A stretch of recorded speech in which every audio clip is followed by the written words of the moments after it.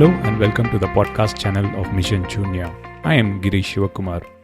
Hope you enjoyed the previous episode with Professor Jaideep Prabhu, and I hope you also have got a chance to pick his latest book, Do Better with Less. Post the episode, a lot of listeners wrote to me online and also few people reached out to me offline to get to know about some basic steps that they can take up. For example, what can they do to have a positive impact? How can they be more environmentally conscious? So this episode is dedicated for all of you. On this episode, I share some 3 basic action items that you can take to have a positive impact. So, on to the show. The very first step is water use. Better water use and management is an essential step that you can take up. Water happens to be one of the most stressed assets in recent years. And probably by now you would have heard about the stat that only 1% of water in the planet is fresh water. In recent years, many studies have confirmed that in megacities like Bangalore, Rio de Janeiro, Cape Town, water could run out in the next few years. So, if you are in one of these cities, you better take care. Globally, around 10 to 20% of water, that is potable water that runs through your pipes and reaches your home, is lost due to pilferages and leakages in the system. So, the very first thing that you can do is ensure that you have no leaks in your house. Because nearly 50% of the entire water that is lost in leakages happens at the consumer's end. So this is a small step that you can take, but it has a lot of impact in the system. The next step that you can take to manage water use better is set up rainwater harvesting systems. In recent times, governments across various cities and countries has mandated rainwater harvesting when you build a new home. Even existing households have retrofitted rainwater harvesting systems. It is very simple to use. I am sure most of your households would probably have that inbuilt. But in case you don't have, ensure you fix that. It is just as simple as ensuring the rainwater collected in your roofs goes underground and seeps through. Globally, aquifers are depleting at a rapid scale, and it is essential that the groundwater table is restored to a normal level pretty soon. The next big thing, you wouldn't probably realize this if you are in a developed country like the US or UK, where the piped water is really potable. But in most part of the developing world, you need to have a water purifier. One of the popular water purifiers are the reverse osmosis based water purifiers. Reverse osmosis based water purifiers are really good, but they have a disadvantage. They waste a lot of water.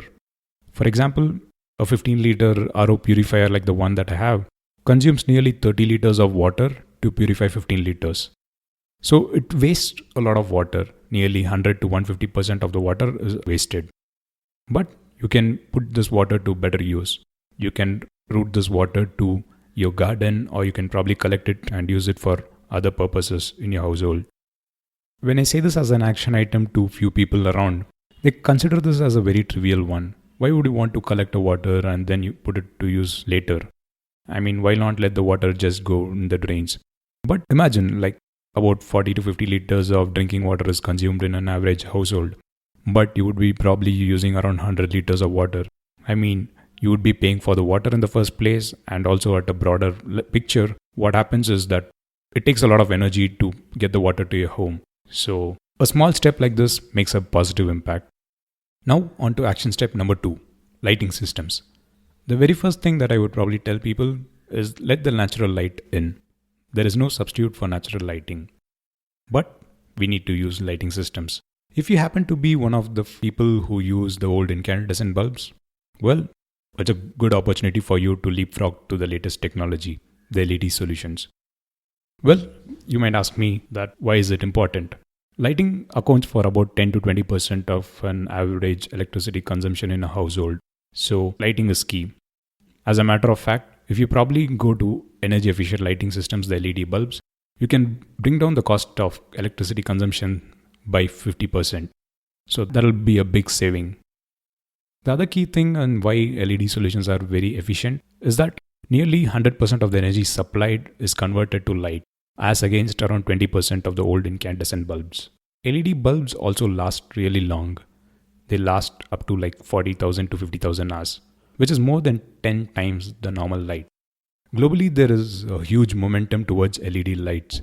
Developing countries are probably adopting LED lights in comparison to the CFL lights, which had a negative impact of the mercury emissions. So LED lightings are really cool. There are more new designs coming out. There are designs and also lights are available in various form factors. It does not need to be a cylindrical thing. It can be a tube light and multiple form factors, and there are also cool colors that are coming out. This is not a big thing, but it's a small step, and changing your bulbs to more efficient LED bulbs could have a positive impact in bringing down your monthly electricity consumption. So, well, if you're planning to have a new lighting system, go check out the latest designs and form factors from the world of LEDs.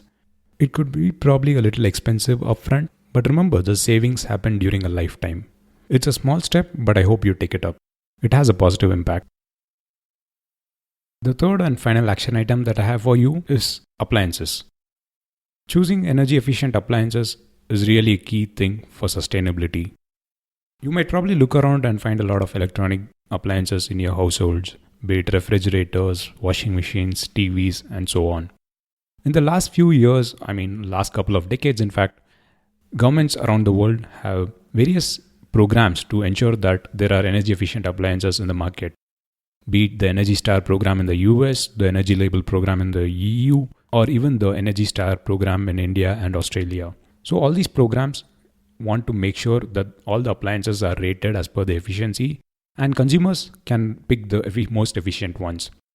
Let me give you an example. If you're planning to buy a refrigerator, you could probably look up for the Energy Star rating if you are in Australia or in India. These ratings convey the annual consumption that the appliance would have over a year, and it could probably then be a 3-star or a 4-star. For example, in a refrigerator, having something like an inverter technology would probably give it a higher rating and consume less energy. Also, an appliance that is rated 4-star would probably save more than 33 to 35% of energy compared to a 3-star appliance, especially in the category of refrigerators. But of course, yes, appliances with a higher energy rating would probably cost you a little high in upfront. But as I said earlier in the case of LEDs, the real savings happen during the lifetime. And in this age where the electricity prices for residential consumers go up every year, it's probably essential for you to have energy efficient appliances. One more key appliance that we spoke about earlier in an episode was air conditioners. Air conditioners again account for about 50% of electricity use in summer months in tropical countries. Again, the same inverter based technology is available in air conditioners, and again a higher rating like a 4-star rating in an air conditioner would again be more economical in the long run. So the next time you're headed to the market to buy a new appliance, make sure you do your research, find out the various options available, and see the pros and cons of going for a 3-star against a 4-star or the other way around. I'm pretty sure when you do this calculation, you'll find out that an appliance that is rated 4 stars would probably save you a lot of money during the lifetime. It's a small step, but it really saves a lot of money.